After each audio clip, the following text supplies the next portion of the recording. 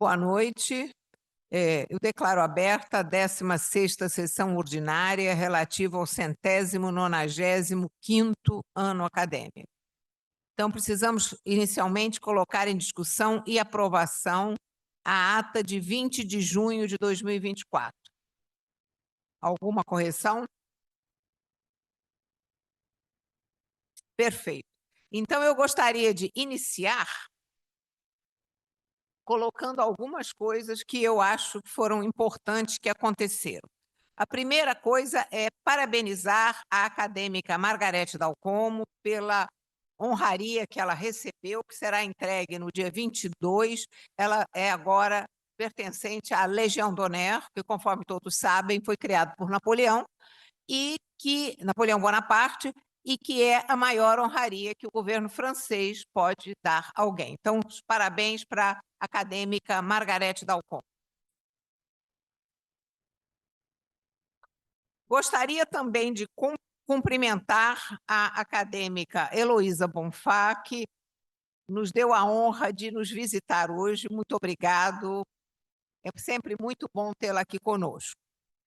A outra coisa é que o acadêmico Natalino Salgado Filho, nosso orador, foi eleito para a Academia Maranhense de Ciências e tomará posse na semana que vem. Infelizmente, eu não vou poder ir por problemas de doença familiar, mas nós também gostaríamos de parabenizar o acadêmico Natalino Salgado Filho. Continuando, a semana que vem nós temos o aniversário de 127 anos da Academia Brasileira de Letras, de modo que eu queria dizer que eu vou sair um pouco mais cedo da nossa sessão na quinta-feira e dar uma passada lá para cumprimentar os acadêmicos, nossos co-irmãos. Além disso, cumprimentar o acadêmico Saldiva, vulgo Pepino, que recebeu da Forbes uma menção dos 50 acima de 50. Então, eu acho que todos nós estamos felizes e orgulhosos pelo acadêmico Saldiva, e eu gostaria de cumprimentá-lo especialmente por isso. O acadêmico Maurício Magalhães organizou a vinda da academia chinesa, que é the Chinese Academy, Chinese Association, Chinese Anti-Cancer Association, CACA, e nós tivemos a visita na terça-feira aqui na academia de um simpósio com 7 chineses. E aí aconteceu uma coisa curiosíssima, porque a professora Wang me perguntou quantas pessoas estavam assistindo o simpósio aqui no Brasil. Aí eu disse para ela 32. Ela disse 32 o quê? Eu disse 32. Ela, evidentemente, ficou decepcionadíssima e me mostrou imediatamente que na China tinha 4,17 milhões de pessoas assistindo. Então, não há comparação, nós perdemos absolutamente, mas eu, de qualquer maneira, eu tive coragem de dizer para ela que nós tínhamos 32 pessoas online e eles tinham 4,17 milhões. E, last but not least, eu gostaria de parabenizar o acadêmico Basílio, porque eu tentei falar com ele no dia do aniversário 2 vezes, ele não me atendeu. Então, agora, ao vivo e a cores, parabéns para você, acadêmico Basílio.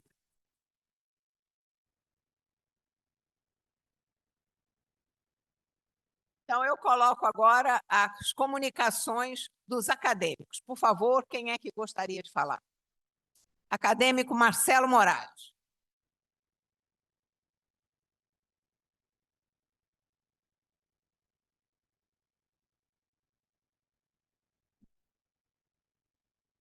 Boa noite, senhora presidente, senhores acadêmicos, senhora acadêmica.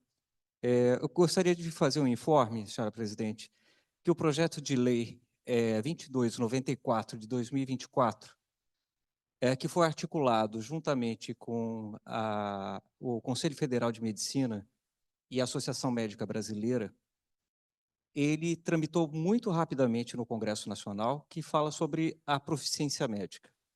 Então, o projeto de lei ele coloca que teremos duas provas ao final do curso, e os alunos que agora que entrarem, só vai fazer parte do escopo da prova os alunos que entrarem a partir da promulgação da lei, entrarem na graduação. Esse projeto foi colocado há 2 meses e tramita rapidamente no Senado Federal, foi colocado pelo senador astronauta Marcos Pontes, fizemos as articulações necessárias, e agora está na Comissão de Educação em caráter terminativo.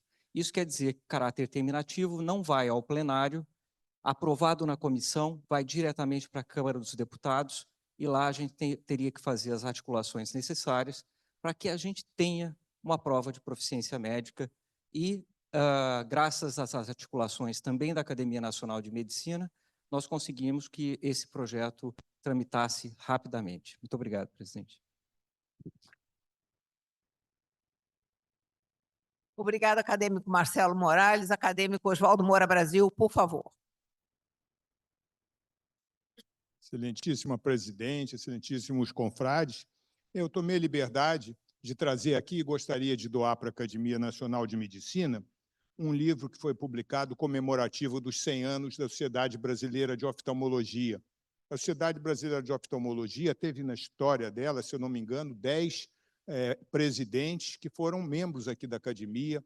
Tem várias histórias aqui que relacionam a academia, a Sociedade Brasileira de Oftalmologia foi fundada há 102 anos, dentro aqui da Academia Nacional de Medicina. Tem muitos dados aqui históricos, muitas fotos, que eu acho que valeria a pena ficar com o acervo da academia, né? Obrigado. Muito obrigada, acadêmico Moura Brasil. Realmente é muito importante para nós e acho importante essa sua doação. Obrigada. Obrigada. Mais alguém? Eu gostaria de pedir ao acadêmico Maurício Magalhães de nos falar sobre o sucesso que já está além mar dos nossos jovens líderes. Você poderia dar uma palavrinha, por favor, acadêmico Maurício Magalhães?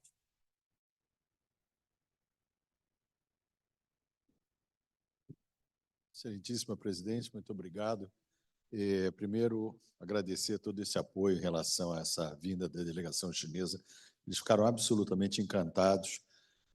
Eles ainda estão voando, né? Porque são quase 30 horas, eles saíram daqui ontem à tarde, mas eu já recebi uma mensagem que eu passei, Vossa Excelência, passei também para o Omar, fazendo os maiores elogios, agradecendo demais a recepção tão carinhosa que a academia e frisando que a academia não teve nenhum gasto com a vinda deles, eles vieram por conta própria, a hospedagem, a passagem, tudo que a academia fez foi oferecer segurança aqui no Rio de Janeiro, né? Eu sugeri à presidente, nós oferecemos o transfer neles enquanto eles estavam aqui para evitar que pudesse haver qualquer eventual intercorrência aí na nossa cidade. Mas, tirando isso, todas as despesas foram cobertas por eles, estão mostrando o quanto eles estão entusiasmados. A visita à Fiocruz, o acadêmico Paulo Bus organizou uma visita impecável,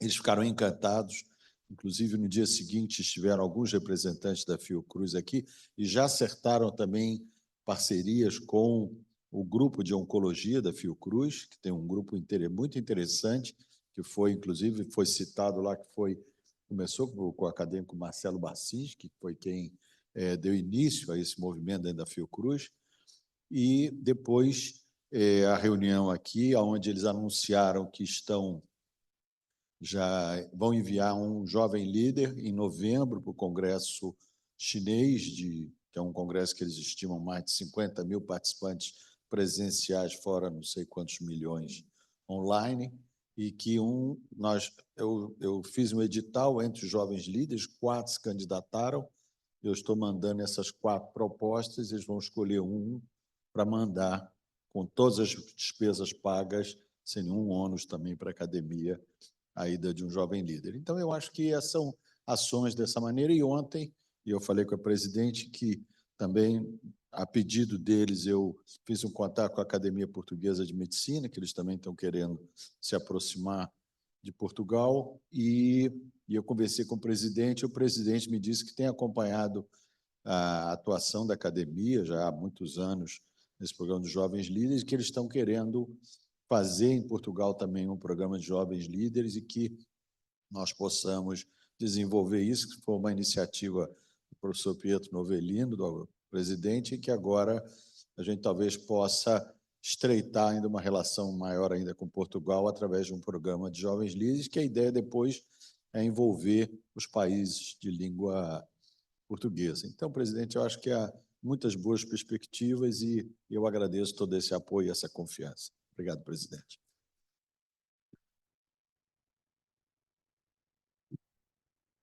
Muito obrigada, acadêmico Maurício Magalhães, porque a nossa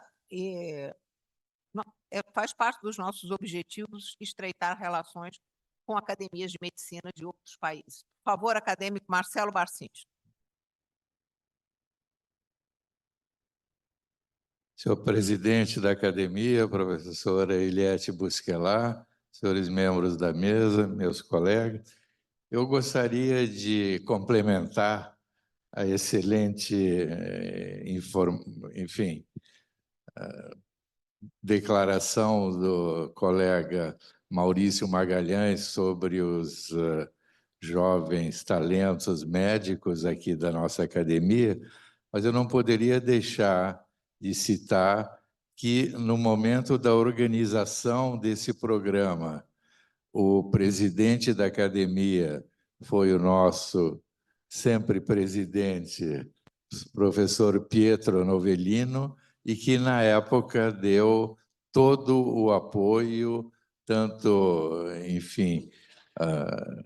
informacional quanto operacional, para que o programa Jovens Talentos Médicos deslanchasse e se tornasse o sucesso que ele é hoje em dia. Muito obrigado, professor Pietro Novellino.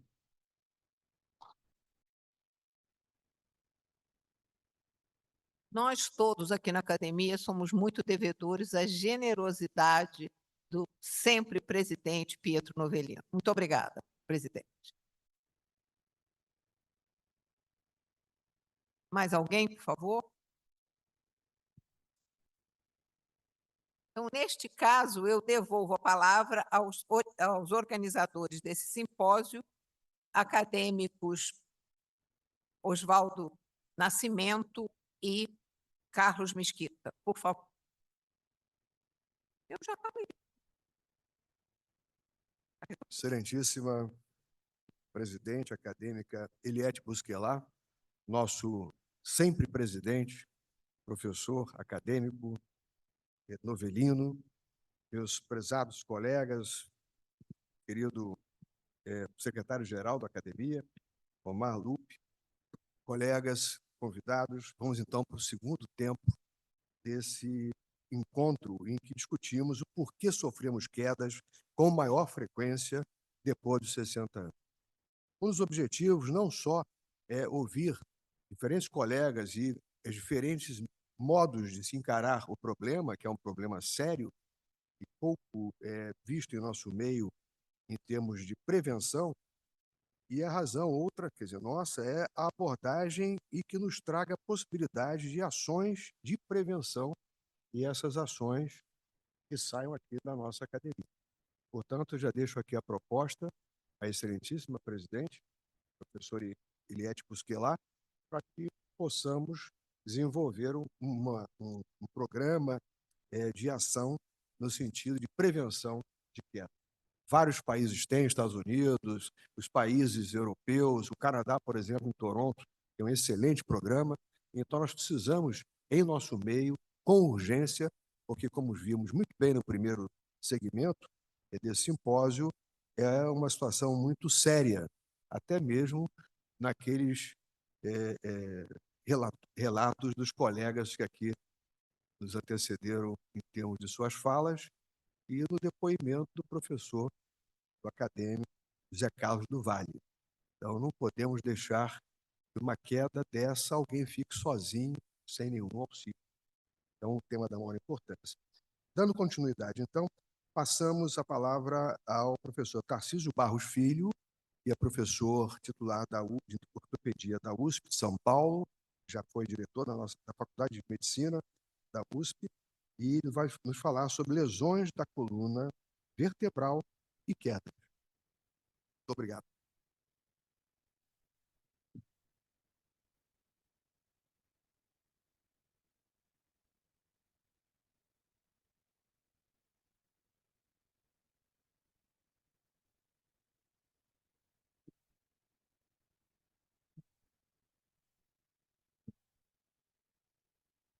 Bom, inicialmente, eu gostaria de deixar registrada minha grande honra, o imenso prazer de estar aqui falando nessa ilustre casa, cumprimentando a presidente, a acadêmica Eliette Bosquelat, os organizadores do evento, o acadêmico Oswaldo Nascimento, Carlos Mesquita, cumprimentando a todos os acadêmicos e convidados.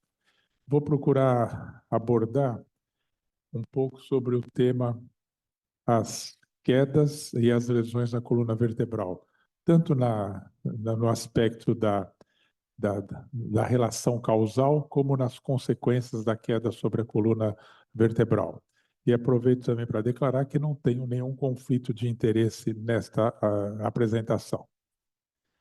Então, alguns dados gerais. Esse é um dado da Harvard Medical School. Nos Estados Unidos, a cada 11 segundos, uma pessoa idosa é atendida no pronto atendimento em consequência de queda. E esse número ele tem aumentado por várias razões, e uma delas é o aumento da população, a sobrevida maior da população. Em 1950, acima de 65 anos, eram 129 milhões. Em 2020, esse número foi para 422 milhões. Esses dados são do Brasil. Se nós observarmos 2013 até 2002, o atendimento de idosos por queda, ele aumentou em mais de 100% desde 2013. Esses são os casos registrados no SUS ano a ano. E uma consequência desses são os óbitos por queda. Em 2013 foram computados 4.816, em 2022, 9.592. Então, a gente pode observar também, são dados do Sistema Único de Saúde, e a gente observa em 2020 um pequeno declínio, que foi, logicamente, consequência da pandemia. Várias ações de prevenção tem que se pensar quando a gente for falar nas quedas, especialmente nas pessoas idosas. Uma das causas é a sarcopenia, que ocorre em pessoas acima de 60, 70 anos. A osteoporose, especialmente nas mulheres, também é uma outra causa de enfraquecimento, de insuficiência de massa óssea, perda de massa óssea, e com isso pode ter uma fratura espontânea, sem nenhum trauma ou com trauma mínimo, que acaba ocorrendo. Então, sarcopenia e osteoporose são ações que nós podemos ter prevenção feita baseada em ações dos profissionais de saúde. Então, orientar para reabilitação, exercício, fisioterapia, tratar a osteoporose, prevenção, e atenção especial às comorbidades. Então, um evento como esse tem esse aspecto importante de pôr na mesma mesa para se discutir as comorbidades neurológicas, vasculares, cardíacas, oftalmológicas, otorrinolaringológicas, que contribuem para o aumento de queda nos idosos. E as outras ações de prevenção, como falado pelo acadêmico Oswaldo Nascimento, são ações de prevenção gerais, ligadas à engenharia, arquitetura. Um dos projetos é o Casa Segura, que vai ser apresentado mais adiante nesse simpósio. A Sociedade Brasileira de Ortopedia desenvolveu um projeto que é o Casa Segura, que vale a pena depois se conhecer em mais profundidade. E ações junto ao poder público. Em determinadas épocas do ano, a causa mais frequente de acidentes no nosso pronto-socorro é queda na rua, em calçada esburacada, a guia rebaixada não sinalizada. Então, isso é uma ação que nós, como entidade médica, podemos fazer junto ao poder público e também a melhora em todo o aspecto de transporte público, não só para locomoção, mas também para acesso, para entrar, sair de ônibus, metrô. São ações que nós podemos levar ao poder público. Especificamente no idoso, qualquer lesão que ocorre no jovem pode ocorrer no idoso, mas em duas delas eu gostaria de abordar especificamente. Uma é a estenose na coluna cervical, que acaba levando a lesões por hiperextensão, e as outras são as fraturas por insuficiência de massa óssea. Então, em particular, as lesões por estenose cervical levando a lesões por hiperextensão podem ocorrer nas quedas, a pessoa cai, bate o queixo no local, faz uma hiperextensão da coluna, ou então vai olhar para cima. Então, um aspecto clássico é uma pessoa que tem estenose do canal, tem uma estenose do canal cervical, vai olhar para cima, por exemplo, para trocar uma lâmpada. Sobe numa escada pequena, fica olhando para cima para trocar a lâmpada, de repente ele vai ter um quadro e acaba caindo, perde a força agudamente, por compressão do sistema vértebro-basilar e também por compressão medular diretamente. Então, aqui a gente pode observar um paciente com discopatia entre C5 e C6, na tomografia. Na ressonância, se pode observar muito melhor a estenose que ele tem nessa altura, inclusive com alteração do sinal medular, a medula já está esbranquiçada e bem localizado. Essa pessoa pode conviver com esse tipo de quadro por períodos prolongados, mas no momento que fizer uma hiperextensão, e o quadro típico é o que eu falei, de olhar, a pessoa vai olhar para cima, pode ocorrer a perda aguda de força. Aqui são os cortes axiais e a gente observa a grande estenose que tem localizada no quadro inicial. A ideia para esse tipo de paciente é, quando nos quadros de síndrome centromedular aguda, deve ser feita a cirurgia quando a condição clínica favorável permitir, ou quanto antes, para que tenha chance de recuperação. Pode ser feita uma descompressão anterior, como exemplificada nesse esquema, ou pode ser feita a descompressão posterior, com retirada de toda a porção posterior de ligamento amarelo, lâmina, descomprime e fixa, e com isso permite que tenha chance de recuperação da medula. Tá. A outra lesão específica do idoso que a gente gostaria de destacar são as fraturas por insuficiência de massa óssea. Então, as mais frequentes são essas localizadas na coluna torácica e, entre as outras todas, a mais grave são as lesões que ocorrem na bacia, as fraturas de colo de fêmur, fraturas transtrocantéricas e, em especial nas fraturas de coluna, há algum tempo atrás, a única opção que se tinha era tratamento conservador, repouso, colete, e com isso ocorriam as complicações inerentes ao imobilismo, desenvolvimento de pneumonia, broncopneumonia, trombose, fenômenos vasculares, e a dor era um fator limitante com o risco do dano neurológico. O que mudou nesse período foi que, com a possibilidade do tratamento cirúrgico minimamente invasivo, para se permitir a rápida movimentação do paciente, começaram a ser desenvolvidas as técnicas de vertebroplastia e de cifoplastia. A diferença entre elas é que na cifoplastia se coloca um balão que faz a distensão e você consegue recuperar parte da altura. Com isso, rapidamente você pode permitir que o paciente sente esse movimento. Ambas técnicas aliviam a dor, melhoram a qualidade de vida. A cifoplastia é melhor do que a vertebroplastia. Cifoplastia permite também uma correção biomecânica e uma recuperação da altura com ganho médio de 6,6 graus e tem um menor risco de extravasamento do cimento. A taxa de sobrevivência em 3 anos ela é melhor com a cifoplastia do que com a vertebroplastia. A taxa de sobrevivência é 17% melhor com vertebroplastia em relação ao tratamento conservador. e os pacientes submetidos à cifroplastia têm 43% menos mortalidade em 5 anos. Então, elas levam à diminuição da taxa de mortalidade, pode ser indicadas desde que o paciente bem selecionado, e a cifroplastia é mais eficiente do que a vertebroplastia. E o que eu deixaria só como mensagem final é: nós temos que trabalhar com ações específicas da área médica, como já foi falado, e ações gerais. De todas elas, o restante vai ser apresentado no caso da Segura, mas eu recomendaria que se destacasse piso antiderrapante nos banheiros e caminho do quarto até o banheiro iluminado. Esse é o local que onde o trajeto ocorre o maior número de quedas em idosos. Esse período é o lugar mais crítico para os idosos. Muito obrigado a todos.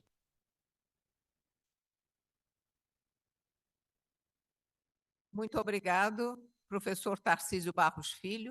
Mas eu pedi a palavra agora ao acadêmico Oswaldo Nascimento, porque eu não queria deixar de agradecer a gentileza do acadêmico Barros Franco, que organizou que nós pudéssemos, todos os acadêmicos, inclusive eu, tomar a vacina da influenza confortavelmente aqui na academia, trazida pelo Laboratório Richer.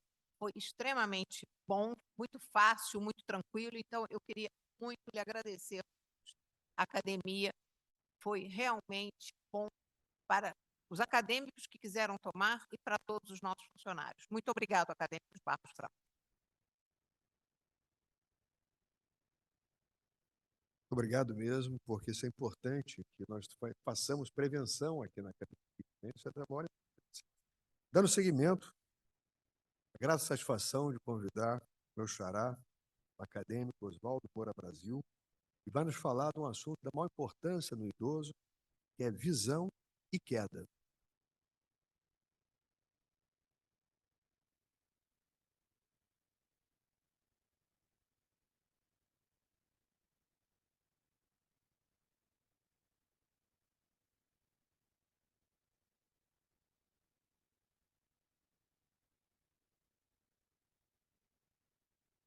Excelentíssima presidente Eliette Busquelar, excelentíssimos colegas presentes, prezados amigos aí, coordenadores desse curso, Oswaldo Nascimento e Carlos Mesquita, a quem agradeço muito a oportunidade de apresentar esses comentários. Visão e queda é uma coisa que, de certa forma, sempre muito me interessou. Fui fundador e ex-presidente da Sociedade Brasileira de Trauma Ocular. Atualmente não estou mais ligado a isso, estou em outra fase de vida, que as emergências não são mais muito o meu dia a dia. Mas esse é um tema que é muito importante, assim, porque o que eu vou falar aqui, na verdade, muitas coisas já foram faladas, outras serão depois, mas isso tudo hoje se mistura muito dentro das opções que a gente tem, não é? A visão ela entra como uma parte importante nessa tríade principal, em que é fundamental para o equilíbrio.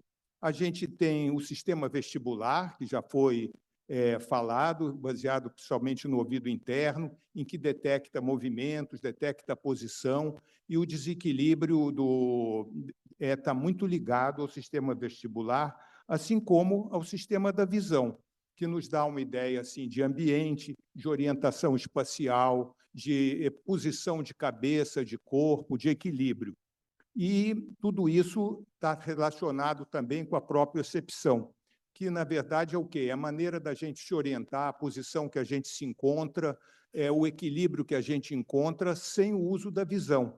Então, para isso, a gente tem sensores musculares, a gente tem sensores nos tendões, a gente tem sensores nas articulações, e é muito importante, como a gente vai mais adiante também falar, a própria força muscular na prevenção de quedas em que a visão está sempre bastante envolvida, não é? E muitos trabalhos já foram feitos, inclusive, mas tem 2 trabalhos muito importantes, que foi esse estudo que chama Blue Mountain e o outro que chama Beaver Dam Eye Study.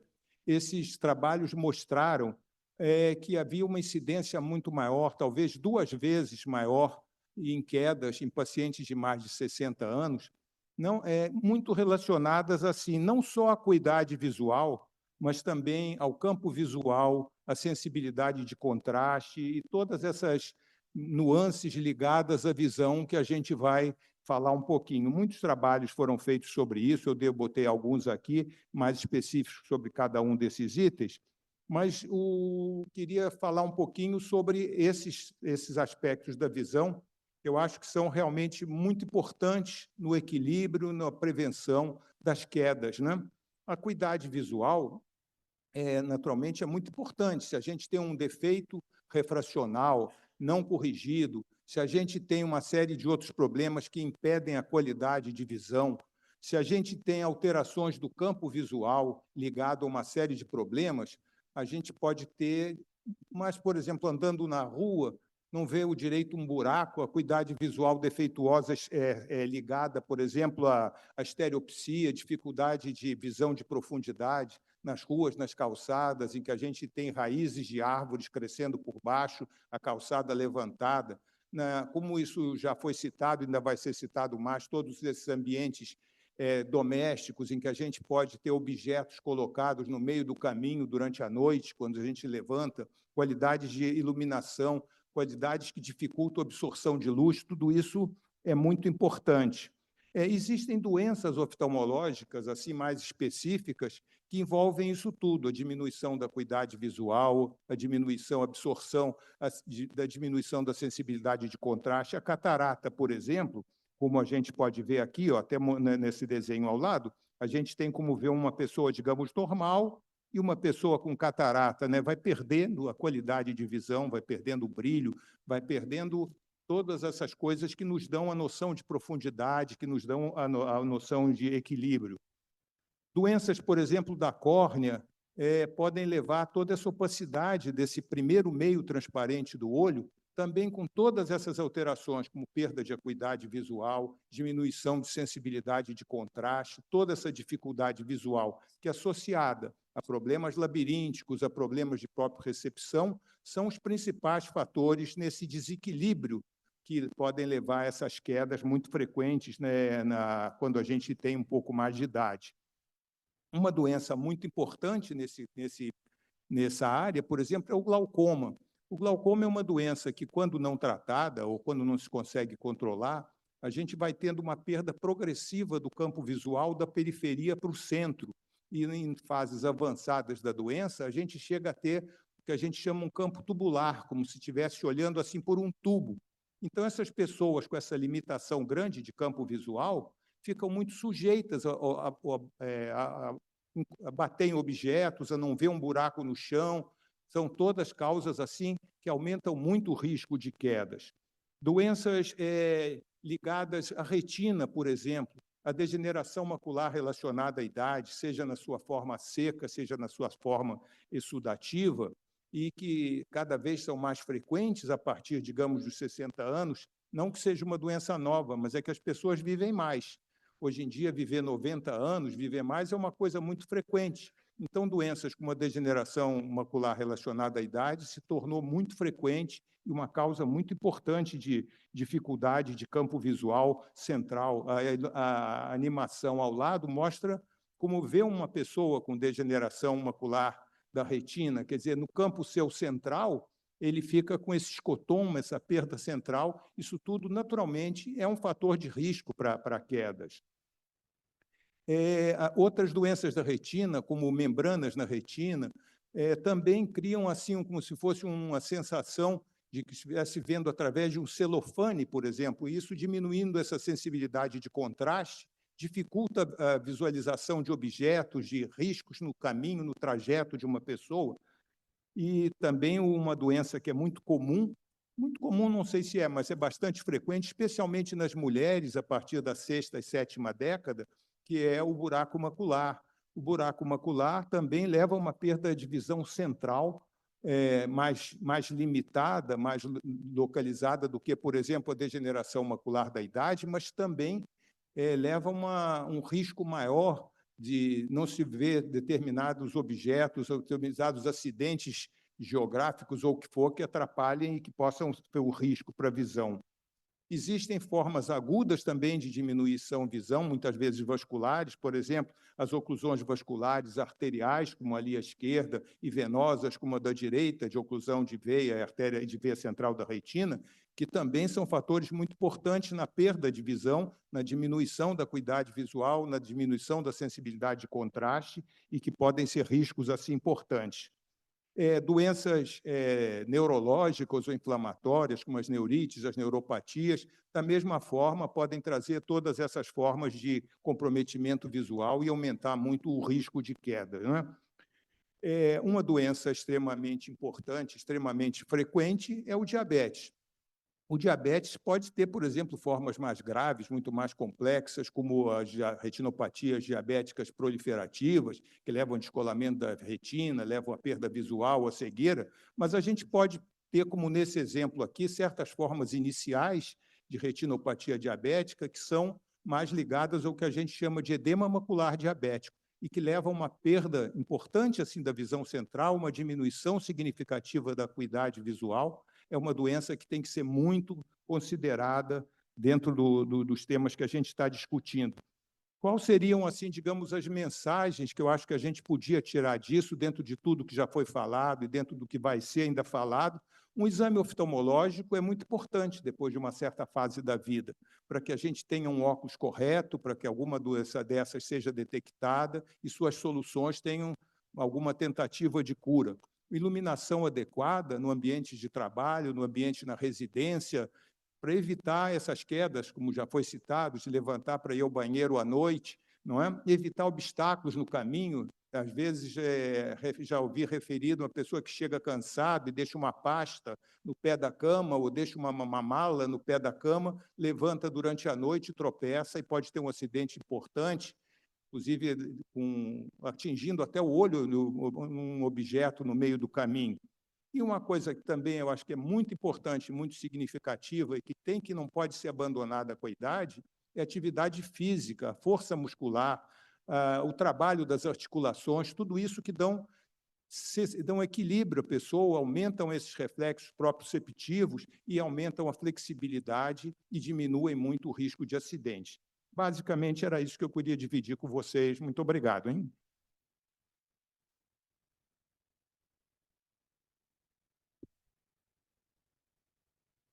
Obrigado, acadêmico Oswaldo.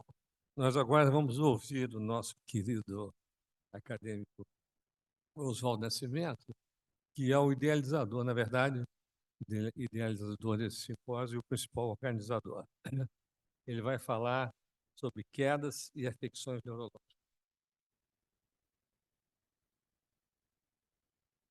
Muito obrigado, excelentíssima presidente acadêmica Eliette Busquelat, prezados acadêmicos, senhores presentes, colegas. Esse é um tema, sem dúvida, que vejo como está mobilizando a todos nós, e várias vezes ouvimos aqui a questão da propriocepção, muito bem pontuada pelo acadêmico Oswaldo Moura Brasil. Quer dizer, a propriocepção caracteriza uma alteração muito frequente, que é abrir a base de sustentação. Se você olhar para uma pessoa e ele anda, caminha com a base alargada, certamente já começa aí a alteração da propriocepção. Portanto, ele vai cair à noite, se for no banheiro no escuro, ele pode ter uma alteração autonômica quando levanta no banheiro rapidamente ou vai fazer um esforço maior da prensa abdominal, uma alteração autonômica. Eu vou falar aqui muito rapidamente. O único conflito de interesse que eu tenho mais de 60 anos, o objetivo, então, é relacionar apenas as principais afecções neurológicas que promovem quedas. Quer dizer, o aumento da população com mais de 60 anos tem sido assim evidente, já aqui considerado, e, na realidade, praticamente 1 em cada 4 adultos com mais de 65 anos já caiu, às vezes, várias em diferentes oportunidades. Então, isso é um problema importante. Há, inclusive, uma relação, um diferencial entre mulheres e homens. Aqui seria interessante, depois, que pudéssemos comentar a questão até mesmo de reposição hormonal, quanto a essa questão de lesões da coluna e assim por diante, a nível também do colo de fêmur e queda. E chamar a atenção que, interessante para nós, neurologistas, que nós sempre comentávamos que epilepsia era uma coisa do adolescente, né, da criança. Mas é interessante que nesse trabalho que eu tive a oportunidade de orientar de uma colega lá de Salvador, do Hospital São Rafael, passamos então a entender, e hoje é bem aceito por toda a comunidade neurológica, de que epilepsia é coisa mais do idoso, muito mais frequente no idoso. Então, várias dessas quedas são crises atônicas, e o paciente, com isso, perde o tônus postural e fica, então, uma investigação prolongada sem se definir a condição causal. Então, lembrem-se dessa possibilidade, particularmente das crises atônicas. As doenças cerebrovasculares, em 50% dos casos, são observadas. Doenças neurodegenerativas, os traumatismos crânioencefálicos decorrentes de quedas. Mas um segmento muito envolvido é o nervo periférico, e depois de 60 anos tem duas neuropatias que chamam a atenção: a diabética e da gamapatia monoclonal, porque é uma incidência importante, em torno de 15% a 20%. Somando-se aí alterações outras, como a hipovitaminose, B12 e assim por diante, que podem promover distúrbios, levando a instabilidade para o caminhar, e também a ocorrência de quedas, particularmente quando estamos no ambiente escuro. Então, a propriocepção, ela ocorre não só nessas condições adquiridas, mas o indivíduo pode ter latente uma enfermidade hereditária. Isso pode ser observado, por exemplo, olhando o pé do paciente com uma escavação plantar aumentada. Doenças outras de natureza inflamatória, como de instalação aguda, subaguda ou crônica, com mais de 2 meses, nós temos a síndrome de Guillain-Barré, muitas vezes naquelas condições em que temos um fator endêmico ou não, e aí o paciente apresenta queda, não só na modalidade aguda, como na crônica, das polirradículo crônicas. Lembrar, portanto, que essas condições, muitas vezes, elas têm uma natureza rara. Você vai estudar o paciente, sai daquele lugar comum e tem que se fazer uma investigação mais apropriada. Eu não vou me deter aqui, mas é um tema de importância também. Geralmente, o paciente parkinsoniano, o professor Gerson chamou a atenção, desculpa, chamou a atenção do eixo gravitacional. Então, o indivíduo começa a ficar antefletido e, saindo desse eixo, ele acaba caindo, promove queda. Uma situação que determina muito isso é a doença de Parkinson. Então, aquele caminhar de pequenos passos, ele não é capaz de transpor pequenos obstáculos e acaba caindo. Outra questão da maior importância é o distúrbio da cognição. O comprometimento da cognição, mesmo os distúrbios leves, podem não permitir uma atenção maior do paciente e ele, nas calçadas aqui de Copacabana, com aquelas pedrinhas, ele acaba, por desatenção, vindo a cair. E exatamente aquela população menos provida é a que mais fica submetida a tal situação. Eu, de propósito, coloquei esse diapositivo em que eu referi a questão da epilepsia no idoso, mas dentre as condições causais, determinantes causais de eventos epiléticos no idoso, além das lesões cerebrovasculares, nós incluímos, como vemos aqui no centro, né, a condição relacionada à cognição, as demências, doenças de Alzheimer.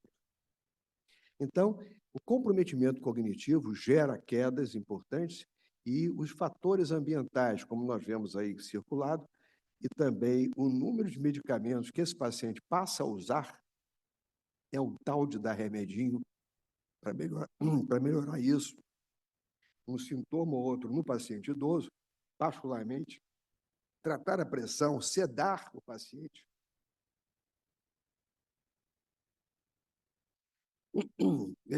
Esse é o bichinho do Gugu, ele muito agitado, passa então a tomar sedativos e isso acaba favorecendo naturalmente a queda. Aqui nós temos então uma classificação das síndromes neurológicas que provocam quedas, mas eu não vou discorrer sobre todas elas, algumas inclusive, que têm uma ocorrência muito reduzida. Para não me delongar muito, isso é muito interessante, que mostra todas as fases da vida, as sete fases da vida, começando desde o pré-natal até o nosso processo de envelhecimento. Então, para e passo, a gente acaba aprendendo cada vez mais, e esse simpósio, sem dúvida, está nos mostrando isso, mostrando que os nossos neurônios, eles acabam progressivamente evoluindo num processo de envelhecimento, como mostrado nesse trabalho publicado no dia 24 de junho, agora, próximo passado, mostrando que, na verdade, o envelhecimento é o processo da senectude do nosso neurônio que leva ao envelhecimento do corpo, porque, sem dúvida, é o sistema nervoso que induz a formação de outros tecidos. E aqui nós temos diferentes situações que podem promover o comprometimento do nosso neurônio. Nós temos envolvendo aí essa questão da senescência neuronal, o uso de álcool e outras drogas, medicamentos, tabagismo, a insônia, depressão, diabetes, hipertensão, sedentarismo, o isolamento. Eu acrescentei um aqui, que é o mau humor. O mal-humorado realmente sempre cai mais. Concluindo, o que é importante nos nossos dias? Primeiro, atenção ao problema.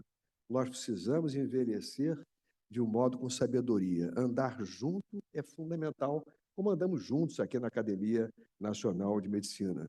Isso faz com que essa atividade, em termos da proximidade de cada um de nós, sempre nos deixe em alerta, e esse alerta acaba evitando quedas. Manter a atividade física faz bem à mente e também a marcha, a estática, a propriocepção. Então, a socialização do idoso é realmente importante, além dessa atividade física e cuidados com a alimentação. A avaliação médica periódica, consciente, porque muitas vezes o doutor chega e diz assim, não, deixa isso para lá, não tem problema não, isso é uma bobagem. Não, é muito comum isso. Ainda mais quando maior é o grau de intimidade do paciente com o médico, se subestima a queixa. E muitas vezes o paciente tem aquela palpitação, ele acaba não ligando e acaba caindo. E ele percebe, é comum às vezes o paciente, se você perguntar na história, ele percebe que ele vai perdendo a capacidade proprioceptiva dele, promovendo, então, a possibilidade maior de quedas. Eu só tenho que agradecer a oportunidade e aos colegas que trabalham comigo na universidade, o doutor Eduardo, a Camila e o Bruno Coutinho. E muito obrigado a vocês pela oportunidade.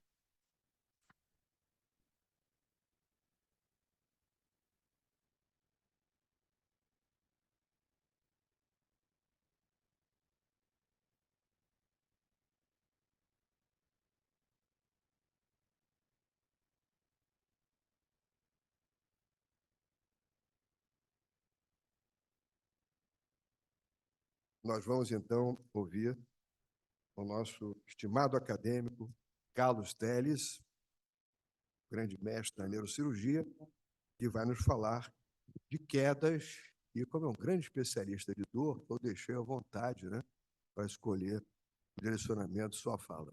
E me desculpem, bonequinho do bichinho do...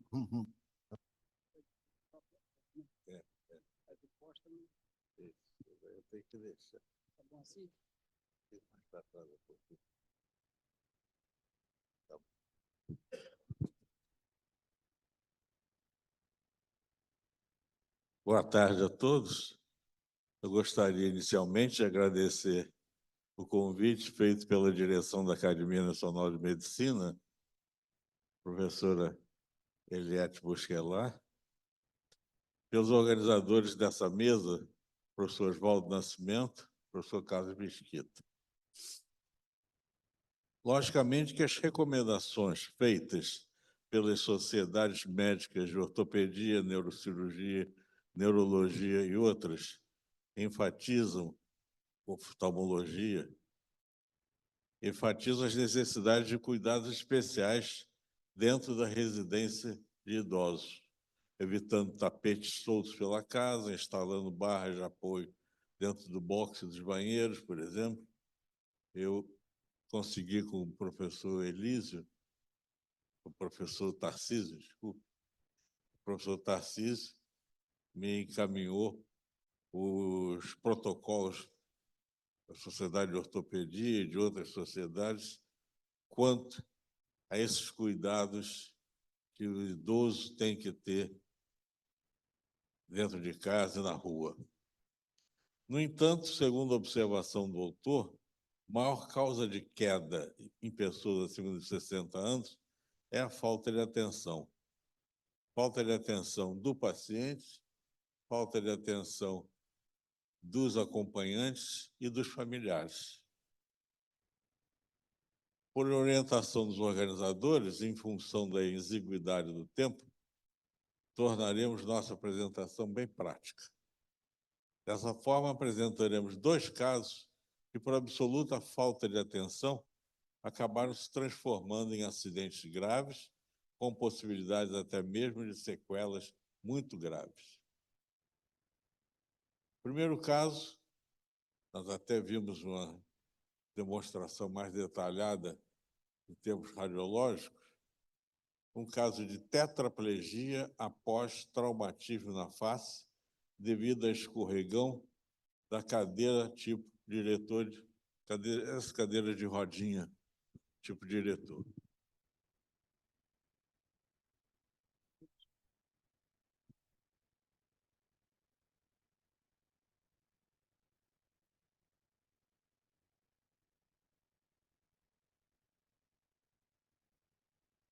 Este caso tratava-se de um paciente de 62 anos, desenhista por profissão, em atividade, que durante suas horas de ofício encontrava-se sentado na parte anterior do assento e tendo o cotovelo esquerdo apoiado sobre a mesa, segurando o queixo.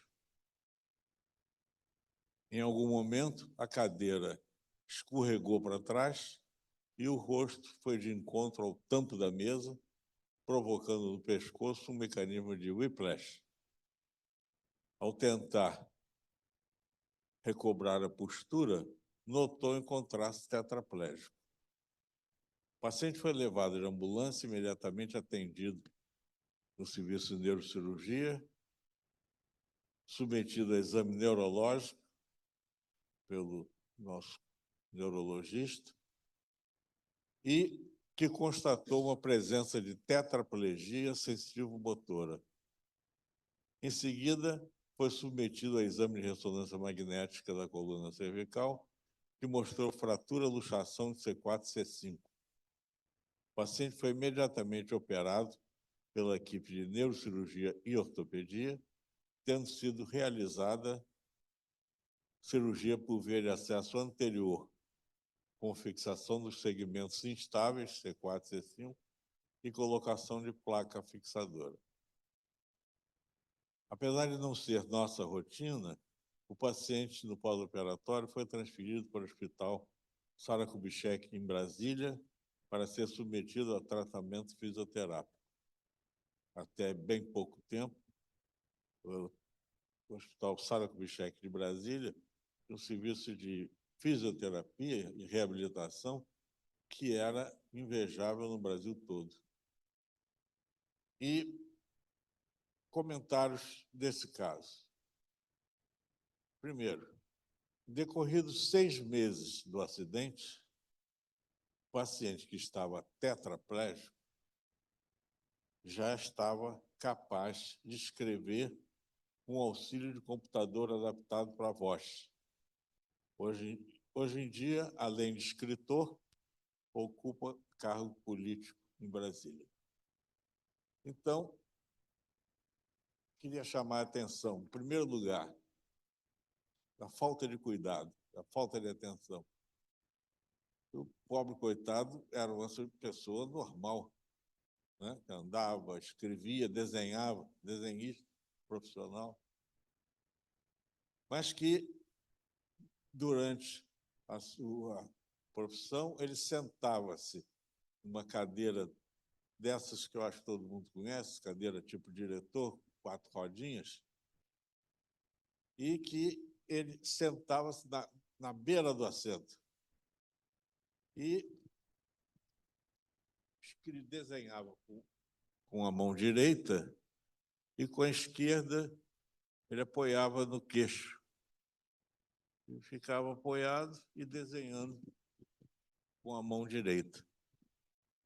Quer dizer, falta total de atenção do paciente e dos parentes e dos familiares e dos acompanhantes que não previram que aquilo poderia ser extremamente arriscado, pois, como com esse paciente, em determinado momento, ele escorregou, a cadeira escorregou para trás e o rosto dele bateu de frente na mesa. O doutor Tarcísio mostrou um caso semelhante, em que esse tipo de queda provocou um whiplash e provocou uma luxação da coluna cervical. Essa luxação provocando uma tetraplegia. Aí nós temos a observar, além dessas observações de falta de atenção, foi a presteza do tratamento que esse paciente foi submetido. Porque a família tomou, então, providência, levou de ambulância até onde nós estávamos, no hospital, e, vendo o estado de tetraplegia ocasionado por uma queda, uma batida de face na frente da mesa, só podia ser uma luxação cervical em 1, 2 ou 3 níveis. E, então, eu tinha uma equipe de neurologia à disposição, que logo fez o diagnóstico clínico, e, em questão de minutos, levamos para o gabinete de radiologia para que ele se submetesse a uma ressonância magnética. Se esse doente estivesse em consultório, eu já pensei nisso longamente. Ele até chegar ao consultório, do consultório ser pedido uma ressonância magnética, e depois disso tudo, se fazer o diagnóstico para então submetê-lo a uma cirurgia, com a medula em estreita compressão por 2 vértebras luxadas na coluna cervical, esse doente não teria recuperado nada. Nós conseguimos que ele recuperasse com, naturalmente, um tratamento especial para utilização de computador e voz, ele voltasse a escrever, ele é um escritor, e voltasse a trabalhar na Câmara dos Deputados em Brasília. Isso 6 meses depois. Bom, esse foi o primeiro caso. O segundo caso é um caso de hematoma subdural crônico após trauma negligenciado na região craniana. É outro caso que eu procurei trazer para mostrar a importância que esses pacientes com mais de 60 anos, pelo menos, eles precisam de um acompanhante ou de um familiar e gente que providencie uma atitude qualquer o mais depressa possível. E, nesse caso, então, foi vital para a recuperação total da paciente, de 58 anos, que procurou o serviço de neurocirurgia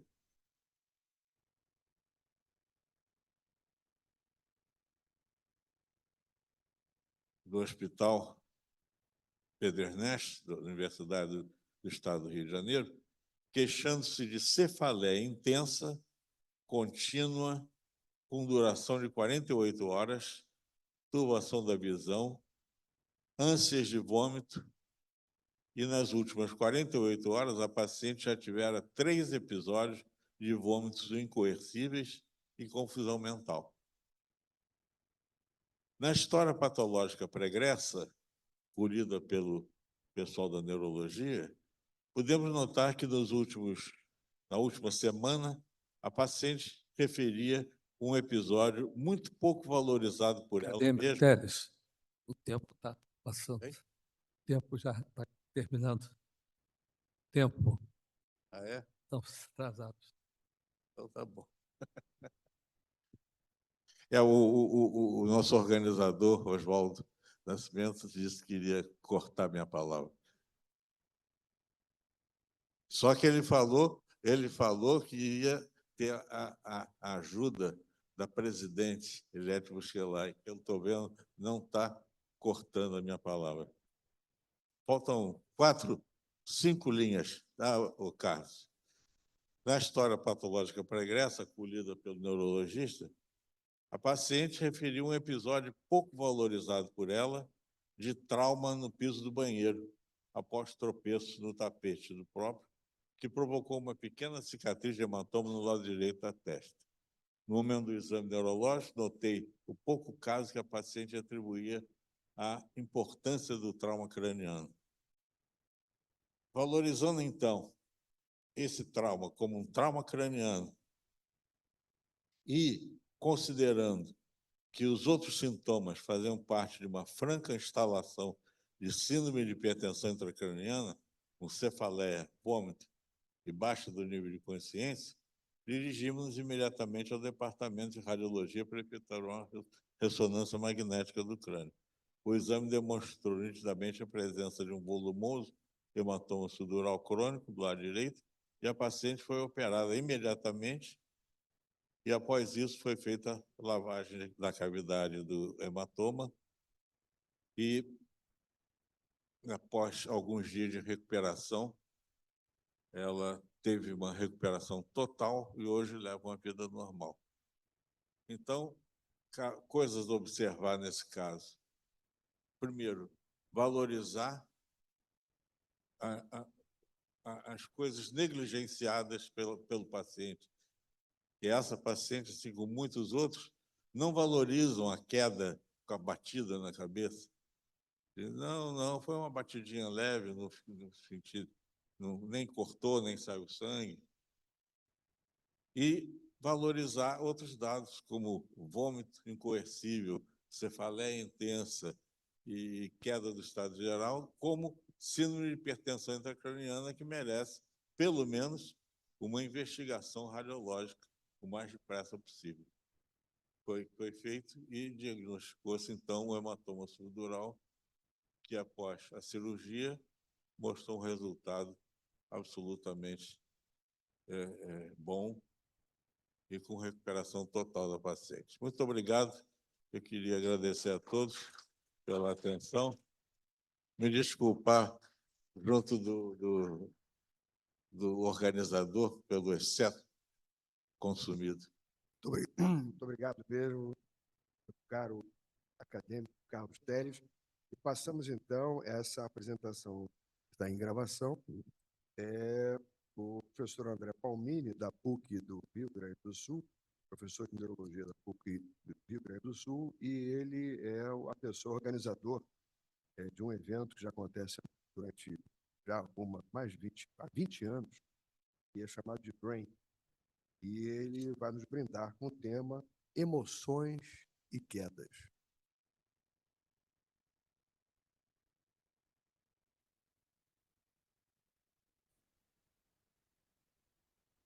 Olá, meu nome é André Palmini, eu sou neurologista e professor de neurologia na Escola de Medicina da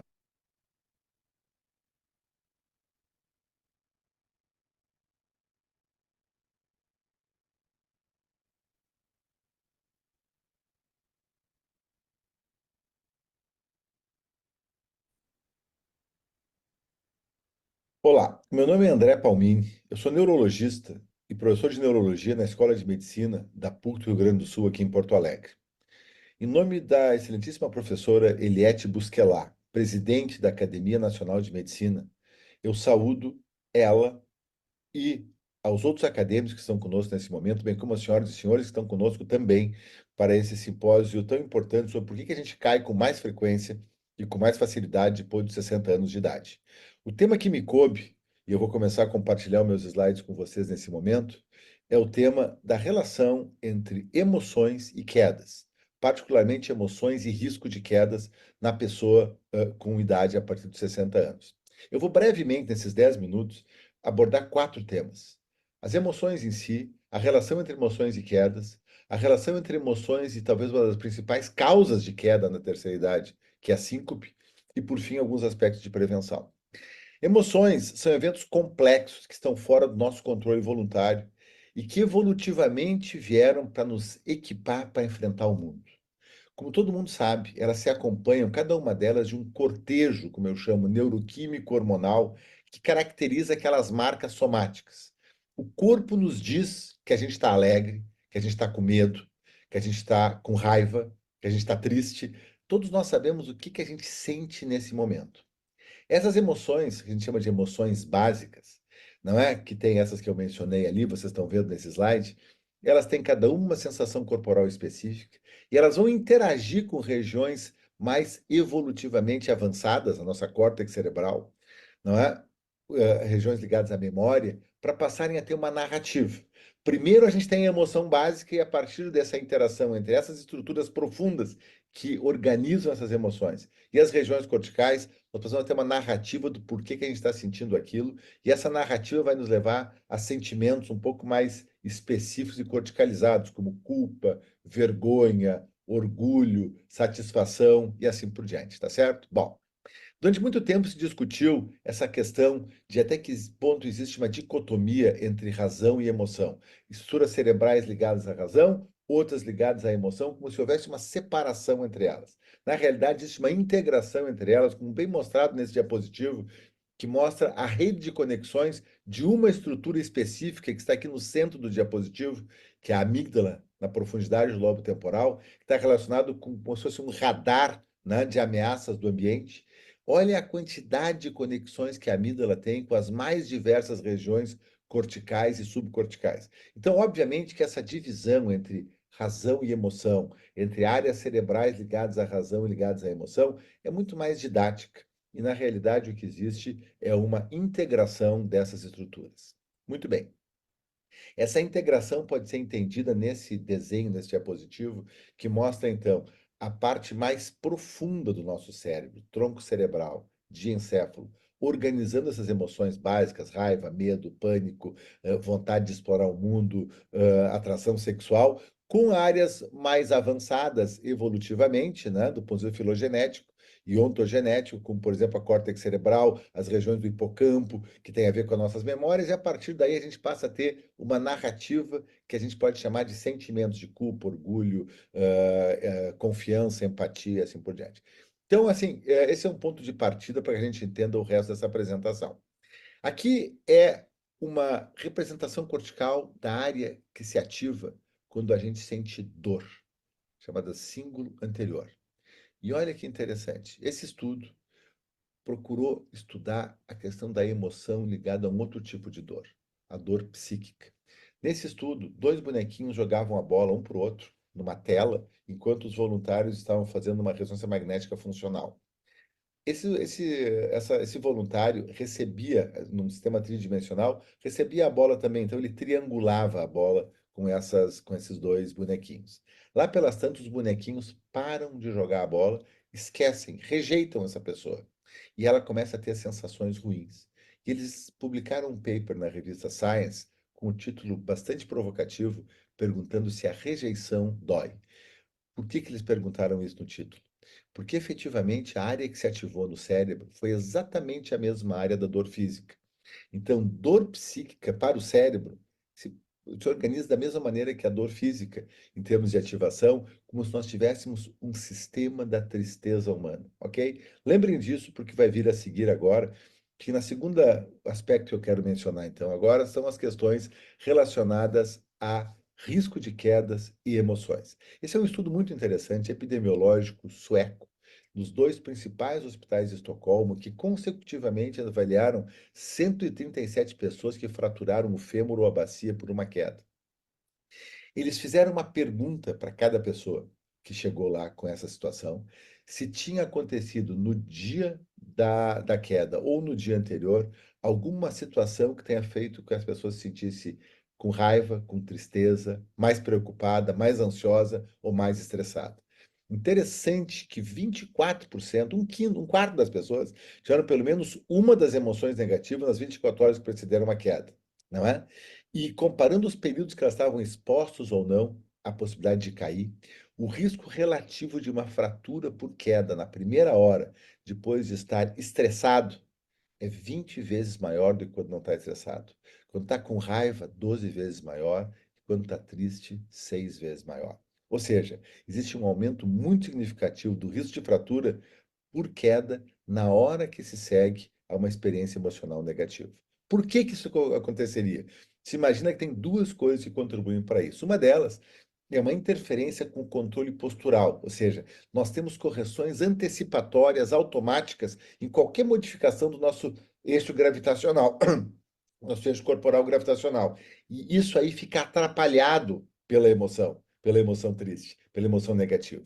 Da mesma maneira que a gente tem uma atenção, digamos, pré-consciente, subconsciente para o ambiente, e essa atenção que direciona nossa mirada, nossa visão para o ambiente, ela fica prejudicada também pela emoção negativa, ok?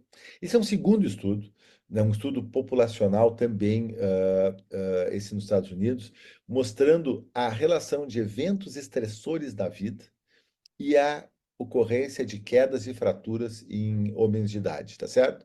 Então, eles avaliaram vários eventos estressores de vida, que vai desde do falecimento de um esposo, da esposa, até ter tido um acidente, até ter perdido um amigo muito próximo, ser separado dos seus filhos, ou eventualmente perder algum hobby importante que fazia, até mesmo a perda de um pet, né? Então, eles viram o quê? Que qualquer evento estressor no ano anterior à queda, aumentou o risco de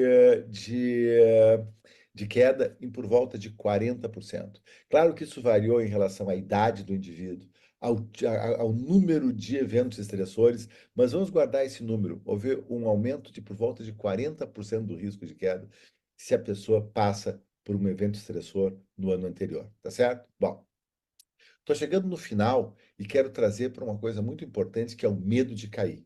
O medo de cair aumenta com uma queda anterior. Isso não é difícil de imaginar. A pessoa cai uma vez, não é? E já fica com medo de cair uma outra vez. Então, observem que a proporção de medo de cair, ela praticamente dobra quando houve uma queda no ano anterior ou no mês anterior. Isso não é difícil de imaginar, mas é importante porque eu vou falar a seguir. E o que eu vou falar a seguir tem a ver com uma das principais causas de síncope, que é a síncope emocional. Síncope é o desmaio, né? Síncope é um nome chique, como eu digo para os pacientes, de desmaio. A pessoa desmaia, cai a pressão, baixa a frequência cardíaca, não é isso? E não se entende bem por que a pessoa tem isso, assim, especialmente a síncope mais comum, que é a síncope vasovagal. Aparentemente é uma reação excessiva do organismo do corpo, que veio evoluindo ao longo dos séculos, digamos assim, para reagir a uma ameaça percebida, tá certo? Bom, esse aqui é um estudo que mostra exatamente isso, que mostra, né, as pessoas com maior ou menor predisposição a desmaio foram expostas a um filme de uma cirurgia cardíaca e viram o que modifica entre antes do filme e depois do filme, a possibilidade de ficar se sentindo tonto ou de estar com uma ansiedade importante e a queda de pressão arterial e de frequência cardíaca que ocorre nisso. Eu não posso ir muito adiante na questão disso por uma questão de tempo, mas eu acho fundamental eu mencionar que essa questão da síncope e o medo de queda se relacionam muito num estudo que é um estudo populacional irlandês a respeito de qualidade de vida em pessoas é um estudo ao longo da evolução da idade, não é? Em pessoas idosas, prospectivo irlandês, mostrando que quedas então, síncope se relaciona com redução da qualidade de vida em termos de capacidade de autonomia, de sentir prazer, de sentir que está conseguindo tocar a sua vida da maneira que gostaria. E por que a síncope levaria a isso? O que explica essa relação é o medo de cair. Então, o medo de cair, que se segue a uma queda, por sua vez, vai aumentar o risco da redução da qualidade de vida por si só, e especialmente se a pessoa tiver uma chance maior de ter uma síncope, não é isso? Bom, então eu chego no final dizendo aquilo que talvez fosse um dos grandes objetivos desse simpósio, ou seja, está até no título do simpósio, pessoal, que é o que fazer para prevenir. E mais uma vez, assim como com doença de Alzheimer, que poderia ser um outro tema interessante, assim como doenças cardiovasculares, assim como câncer, a prevenção fundamental disso, além de bons hábitos de vida, é encontrar uma certa paz do ponto de vista emocional. Então, a possibilidade de cada um de nós cultivar ao longo da nossa existência uma possibilidade de uma vida com paz, com um mínimo de eventos estressores na terceira idade, é talvez um dos grandes elementos preventivos para a questão das quedas a partir de 60 anos de idade. E com essa colocação, eu me coloco à disposição de eventualmente depois discutir com vocês e agradeço muito a honra dessa participação. Um abraço a todos.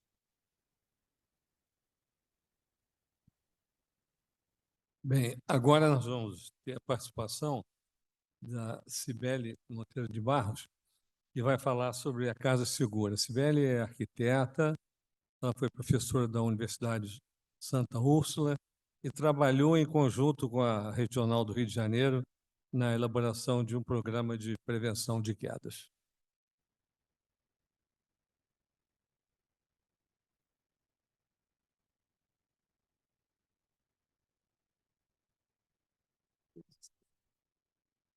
Boa noite. Boa noite, senhora presidente, aos organizadores do evento, aos acadêmicos, senhoras e senhores presentes. A Casa Segura, que eu vou apresentar agora, está fazendo 25 anos de vida. Na verdade, em 1999, a ONU declarou Ano Internacional do Idoso, e naquela ocasião eu fui convidada pela Sociedade Brasileira de Ortopedia Rio de Janeiro, na pessoa do Dr. Marcos Musafir, para montar, quer dizer, para ajudar a montagem de um espaço dentro de um congresso que se realizaria ali no Hotel Intercontinental. A esse projeto foi dado o nome de Casa Segura. Nós conseguimos, assim, com esforço hercúleo, montar em 45 dias essa casa, né, com itens que nós consideramos fundamentais para a segurança do idoso. É claro que aquilo foi assim, a primeira abordagem, depois nós fizemos outros eventos, fizemos outras apresentações, e o resultado disso foi um projeto que eu acabei, como professora que eu era na ocasião, elaborando uma cartilha que se chama Casa Segura, que foi publicada no ano 2000, e, assim, sempre que é possível, a gente tenta abordar isso cada vez mais, porque o que precisa é que a sociedade tenha essa consciência do que é fundamental para a segurança doméstica. Nós falamos de casa, de dentro de casa, de residência, porque é um mundo a ser consertado. Eu trouxe para vocês verem um vídeo que eu montei já há algum tempo, e, enfim, está com algumas alterações mais modernas. Esse vídeo tem uma música de fundo. Essa música é cantada por um idoso não, um jovem de 82 anos, que acho que quase todos conhecem, para também tornar a apresentação mais leve, mais graciosa.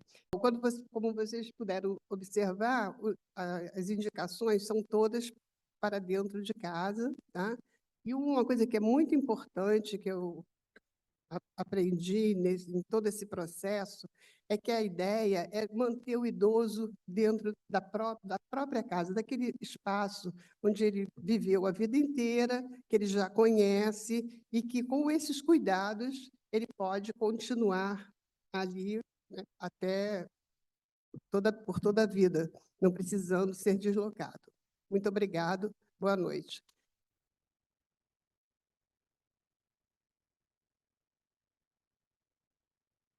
Muito obrigada. Eu gostaria de chamar para a mesa os nossos comentaristas, acadêmico Carlos Giesta e acadêmico Marcelo Moraes. Por favor.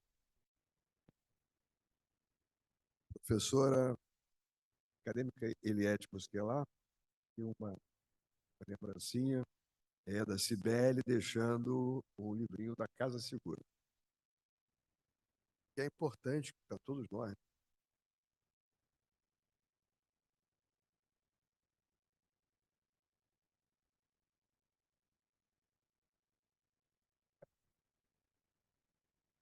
Posso começar? Sim, por favor. Acadêmico Carlos Mesquita. Bem, eu não tinha agradecido ao nosso presidente. Muito obrigado pela honra do convite, ao Oswaldo também. E é um prazer estar com todos aqui.